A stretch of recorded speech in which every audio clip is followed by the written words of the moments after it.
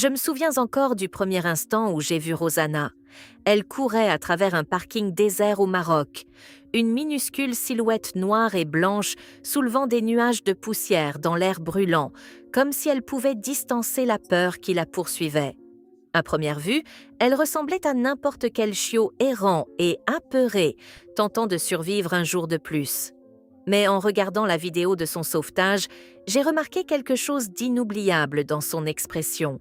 Même tremblante, même épuisée, elle arborait ce tout petit sourire de travers qui refusait obstinément de disparaître. C'était le genre de regard qui arrêtait les gens net, parce qu'il n'appartenait pas à la tristesse, il appartenait à l'espoir. À l'époque, je ne la connaissais pas encore.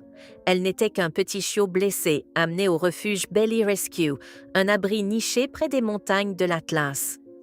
L'équipe de sauvetage expliqua que ses pattes arrière fonctionnaient à peine et qu'elle avait du mal à marcher normalement. Les radiographies révélèrent plus tard que sa colonne vertébrale avait été endommagée à un moment du passé. Ce n'était pas une malformation congénitale. Quelque chose de terrible lui était arrivé bien avant son sauvetage, mais personne ne connaissait l'histoire complète. Peut-être était-ce mieux ainsi. Certaines douleurs n'ont pas besoin de détails pour briser le cœur. Ce qui surprit tout le monde, ce fut son caractère. La plupart des chiens traumatisés se cachent des humains ou réagissent avec crainte. Rosanna faisait exactement le contraire. Elle accueillait les bénévoles avec un battement de queue si vigoureux qu'il secouait tout son petit corps. Elle se retournait sur le dos pour réclamer des caresses sur le ventre, même quand chaque mouvement lui coûtait visiblement.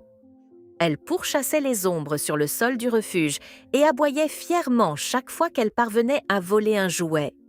Une bénévole me confia un jour « Elle se comporte comme si chaque petite victoire était la plus grande chose du monde. » Dès que j'entendis ces mots, je sus qu'elle était exceptionnelle.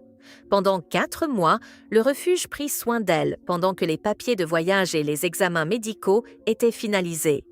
Durant cette période, j'attendais impatiemment chaque nouvelle. Chaque photo me faisait l'aimer davantage. Sur l'une d'elles, elle était levée dans un tas de couvertures, dormant paisiblement, ses oreilles noires repliées contre sa fourrure blanche. Sur une autre, elle fixait l'objectif de ses yeux vifs et curieux, comme si elle avait déjà décidé que la vie méritait encore d'être approchée avec confiance. Je me souviens de ces nuits tardives passées à contempler ces photos en murmurant « Tiens encore un peu, tu rentres bientôt à la maison ». Le jour où elle arriva enfin à Francfort me sembla irréel. Elle était encore plus petite que je ne l'imaginais, fragile par certains côtés, mais pleine d'une détermination farouche. Au moment où je m'agenouillais, elle se traîna vers moi sans la moindre hésitation. Aucune peur, aucun doute, juste une confiance absolue. Je me mis à pleurer avant de pouvoir me retenir.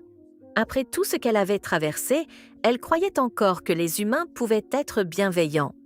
La vie avec Rosanna n'a jamais été une question de guérison. Il n'y avait aucun miracle en attente pour la rendre soudainement normale. Notre vie est devenue à la place une question de patience, d'adaptation et de célébration des progrès.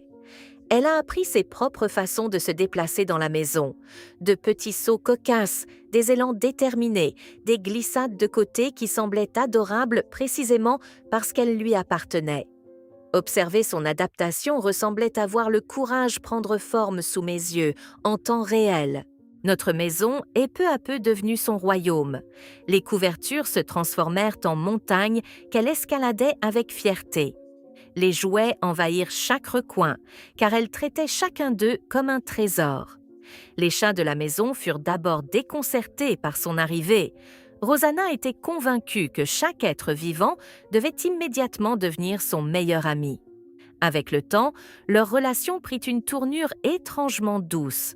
Parfois, ils se blottissent ensemble en silence, et d'autres fois, ils se regardent avec une solennité dramatique depuis les 2 côtés opposés de la pièce, comme des rivaux dans un vieux film. La chose la plus profonde que Rosanna a changé, c'est moi. Avant elle, je me plaignais constamment du stress, des retards, de ces petits désagréments qui me semblent désormais dérisoires. Rosanna se réveille chaque matin avec enthousiasme, simplement parce qu'elle a une nouvelle chance de vivre, de jouer et d'aimer. Elle ne se concentre jamais sur ce qu'elle a perdu. Elle se concentre sur ce qu'elle peut encore faire. Si elle parvient à courir en cercle pendant 10 secondes, elle le fait de tout son être. Si elle désire de l'affection, elle la réclame sans vergogne jusqu'à ce que quelqu'un la prenne dans ses bras. Les gens s'attendent souvent à de la tristesse quand ils la rencontrent.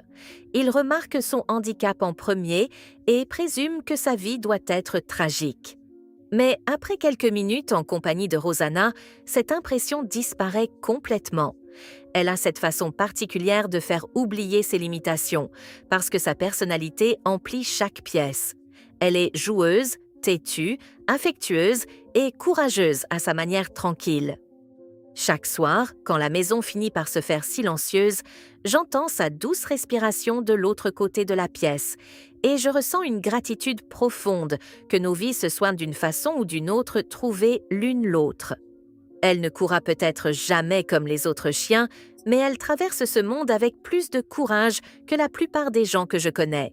Et chaque jour, elle me rappelle qu'il reste encore tant de belles choses pour lesquelles il vaut la peine de remuer la queue.